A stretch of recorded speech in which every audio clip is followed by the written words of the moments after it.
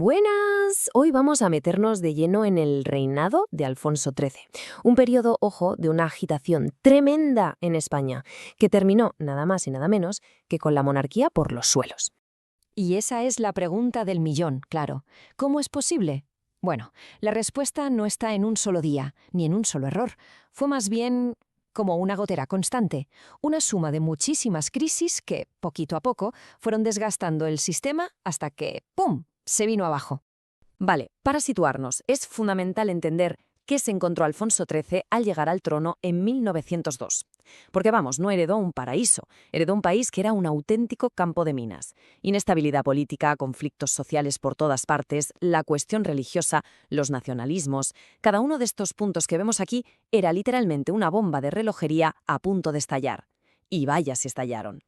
A ver, el sistema político de la época, el de la Restauración, ya venía tocado de muerte. El famoso desastre del 98, la pérdida de Cuba y Filipinas, había sido un mazazo tremendo. Dejó una herida profundísima en el orgullo nacional y sobre todo la sensación de que España necesitaba un cambio radical, una regeneración, pero ya. Sobre el papel, la idea del turnismo, eso de que se turnaran el poder los conservadores y los liberales, parecía que iba a traer estabilidad. Pero la realidad era un caos absoluto. Las peleas internas por el liderazgo en los propios partidos eran brutales. ¿Y el resultado? Pues que en los primeros 5 años de reinado de Alfonso XIII, atención, hubo 10 gobiernos distintos. 10. O sea, una inestabilidad política total y absoluta. Claro, ante este panorama tan caótico empiezan a surgir voces, un movimiento que se llamó regeneracionista. Eran políticos de la propia élite, que se dieron cuenta de una cosa muy simple pero muy potente. O arreglaban esto desde dentro, o la gente desde abajo iba a provocar una revolución que se lo llevaría todo por delante. Y esta frase de Antonio Maura, el líder conservador, es que lo clava: hagamos la revolución desde arriba o nos la harán desde abajo. Más claro, agua. Era eso, un intento casi a la desesperada de la clase dirigente por liderar las reformas, antes de que el descontento social los engullera. Y ojo que Maura no se quedó en las palabras, lo intentó de verdad. Impulsó reformas sociales que para la época eran muy avanzadas, como el embrión de lo que es la seguridad social, intentó luchar contra la corrupción electoral, modernizar la administración. Fue un esfuerzo real, sin duda. Pero como vamos a ver enseguida, fue como poner una tirita en una herida abierta. Completamente insuficiente. La prueba de fuego de todo esto llegó en 1909, la famosa Semana Trágica de Barcelona.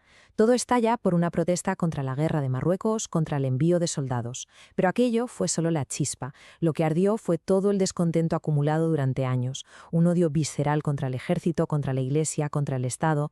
Se vio que las reformas de Maura no habían llegado al fondo del problema, y claro, esta crisis se llevó por delante a su gobierno.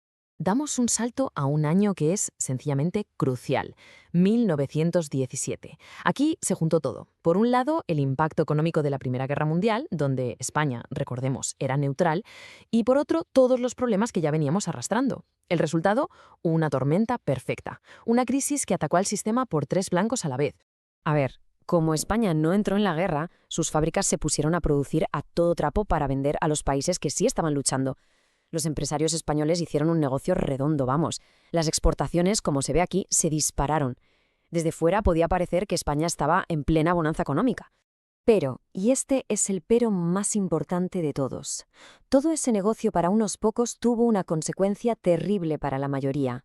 ¿Qué pasó? Pues que al exportarlo todo, dentro de España los precios se pusieron por las nubes. Una inflación brutal. Los salarios subían un poquito, sí, pero es que los precios de la comida o el alquiler se habían multiplicado. Para un obrero llegar a fin de mes era una odisea. Y ese cabreo, esa rabia, fue la gasolina que prendió la mecha de todo lo que vino después. Y así, con ese ambiente tan caldeado, llegamos a la famosa crisis triple de 1917. Se llama así porque fueron 3 crisis en una. 3 rebeliones a la vez, aunque no estuvieran conectadas entre sí, que golpearon al sistema desde todos los ángulos. El esquema lo deja claro, fue el principio del fin, la descomposición total del régimen. Primer frente, los militares. Los oficiales que estaban en la península estaban hartos. Veían que sus compañeros en Marruecos ascendían por méritos de guerra y ellos se quedaban estancados y con sueldos bajos. Así que montaron sus propios sindicatos, las juntas de defensa, y le echaron un pulso al gobierno. Ojo, que el ejército, el supuesto pilar que debía sostener al rey y al Estado, se estaba rebelando contra el poder civil. Casi nada. Segundo frente, el político. Los partidos que estaban fuera del juego del turnismo, con los nacionalistas catalanes a la cabeza, dijeron: hasta aquí hemos llegado. Se reunieron en Barcelona y exigieron un cambio de sistema, una nueva constitución, una democracia de verdad. Pero la cosa no cuajó. ¿Por qué? Pues porque les dio miedo. Les dio pánico que aquello se les fuera de las manos y acabara en una revolución obrera. Y además no se ponían de acuerdo entre ellos. Un quiero y no puedo. Y el tercer y último frente, el más violento, el social. Los grandes sindicatos, la UGT y la CNT, convocaron una huelga general revolucionaria. Su objetivo no era pedir mejoras salariales, no. Era directamente tumbar el sistema. Y aquí viene la gran ironía. ¿Quién se encargó de reprimir a los obreros a sangre y fuego? El ejército. Sí, el mismo ejército que unos meses antes se había rebelado contra el gobierno. Paradojas de la historia. Si la crisis del 17 dejó al sistema temblando, herido de muerte, el golpe de gracia definitivo vino otra vez de Marruecos. Estamos en 1921, el desastre de Annual, una derrota militar humillante, catastrófica. Se habla de más de 13.000 soldados muertos o desaparecidos, una auténtica masacre. El escándalo en España fue monumental y las acusaciones de negligencia llegaron a las más altas esferas, salpicando incluso al propio rey Alfonso XIII. La situación era insostenible. El sistema parlamentario no daba más de sí. Estaba totalmente desacreditado. El país era un polvorín. Y en ese momento, la monarquía se jugó su última carta, una carta muy arriesgada. En 1923, el rey Alfonso XIII apoyó el golpe de Estado de un general, Miguel Primo de Rivera. Se acabó la democracia, se acabó el Parlamento, se apostaba todo a una solución de mano dura, a una dictadura.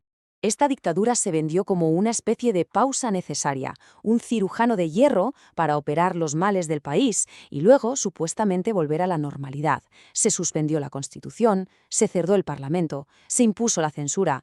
La promesa era acabar con la corrupción de los políticos, con el caciquismo y con las huelgas. Y hay que decir que al principio una parte de la población, harta de tanto caos, lo vio con buenos ojos.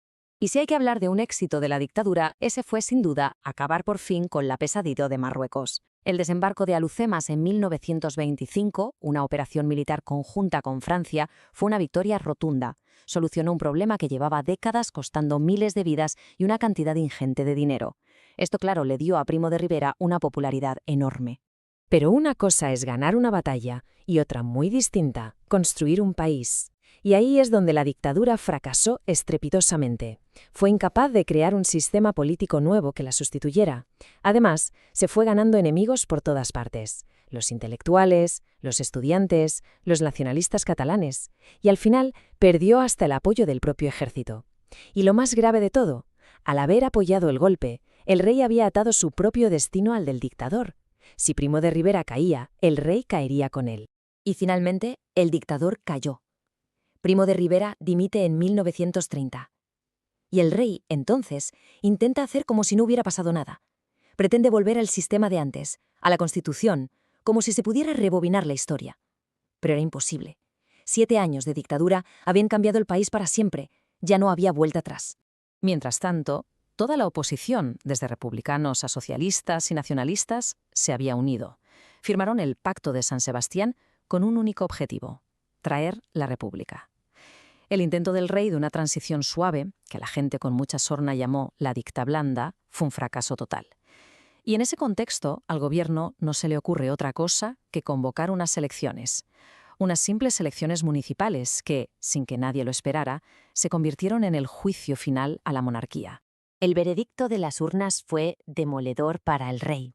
Es verdad que los partidos monárquicos ganaron más concejales en total, sobre todo en los pueblos pequeños donde el cacique de turno seguía mandando mucho, pero las candidaturas republicanas arrasaron en todas las capitales de provincia, en todas las grandes ciudades. El mensaje era clarísimo. La España urbana, la España moderna, ya no quería la monarquía. Y hasta el propio rey lo entendió. Vio que no tenía apoyo en las ciudades y para evitar un derramamiento de sangre, cogió las maletas y se fue al exilio. Así que, como hemos visto, la monarquía no cayó de un día para otro. No fue por una sola cosa, fue el resultado de 30 años de no saber o no querer solucionar los problemas gigantescos que tenía el país. La dictadura de Primo de Rivera no fue la causa de la caída, fue más bien el último y desesperado síntoma de un sistema que estaba podrido por dentro. Un sistema que, al negarse a reformarse a tiempo, acabó condenado a romperse en 1000 pedazos. Una lección histórica que, por desgracia, no deja de repetirse.